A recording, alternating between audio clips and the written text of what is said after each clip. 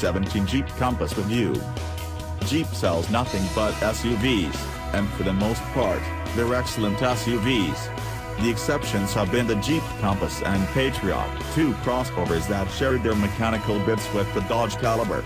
Jeep has continued selling them since the Caliber went kaput in 2012 because, well, Americans are crazy for crossovers, even not so good ones. Still, the Compass and Patriot barely deserve to be called Jeeps. They're almost gone, though the Patriot is still actually on sale as a 2017 model, replaced by this new Compass that shares only those 7 letters with its predecessor. The 2017 Compass is everything the old one wasn't: handsome, capable, fun, and functional. Now firmly seated in Jeep's lineup between the smaller Renegade and larger Cherokee and Grand Cherokee, the Compass completes an all-SUV lineup that's excellent with no exceptions. Rugged good looks. The Compass is a handsome compact SUV. More so than the odd-looking Cherokee or boxy Renegade, it captures the same tough but sophisticated persona as the brand's best-selling Grand Cherokee. And it looks good in every trim, from the base Sport to the Go-Anywhere Trailhawk to the top limited trim shown here. Actual off-road chops. The selling point of any Jeep, from the Wrangler on down, is getting more off-road acumen than your typical SUV or crossover. The Compass, for instance, has a standard ground clearance of 8.2 inches, which is higher than other crossovers its size and more on par with larger models like the Honda CR-V and Nissan Rogue. The more comparably sized Nissan Rogue Sport, for instance, has just 7.4 inches. Plus, when ordered with all-wheel drive, the Compass comes with a select terrain traction control system with 4 modes: Auto, Snow, Sport, and Sand, Mud. Trailhawk models get an extra mode called Rock. Tailored terrain settings are uncommon in this price range, but it's not surprising to find them in a Jeep. Truly fun steer. Despite the brand's proclivity towards unpaved adventures, Jeep has engineered the Compass with surprisingly good on-road manners. There's a nice balance between compliance and control in the suspension, and the steering is light but accurate. With its relatively small dimensions, the Compass also handles without the bulk that can often overwhelm larger SUVs in corners, leaving a few extra degrees of fun to be had before physics reins you in. Big for the money.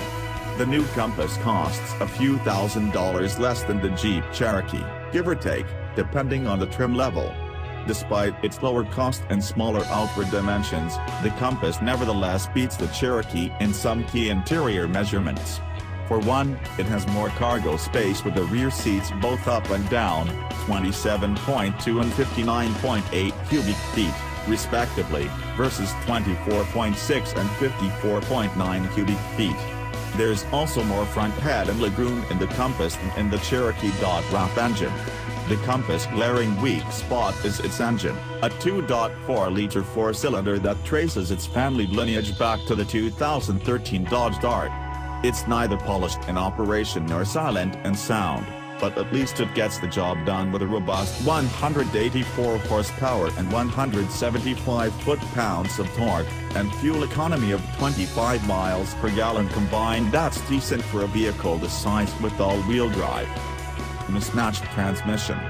Once again, Fiat Chrysler's 9-speed automatic transmission makes the cons list.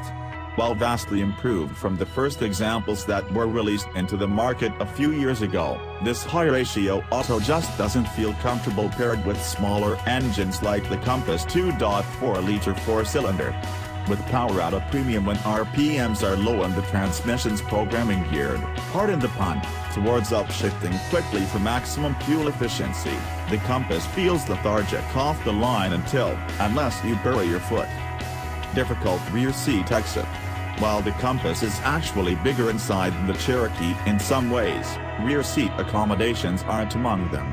It's not surprising there's 2 inches of legroom fewer for rear passengers, 38.3 inches versus 40.3, but extricating yourself is harder as well because the seat back sits behind the C-pillar. It gives you a sunk-in feeling while sitting back there, and getting out requires going forward with your body before sliding out. Giant 2.4-liter i4. Output 184 horsepower, 175 pound-feet. Transmission 9-speed automatic. Fuel economy 22 city, 30 highway, 25 combined. Drive type all-wheel drive. Weight 3,327 pounds. Seating capacity 5. Cargo volume 27.2, 59.8 cubic feet.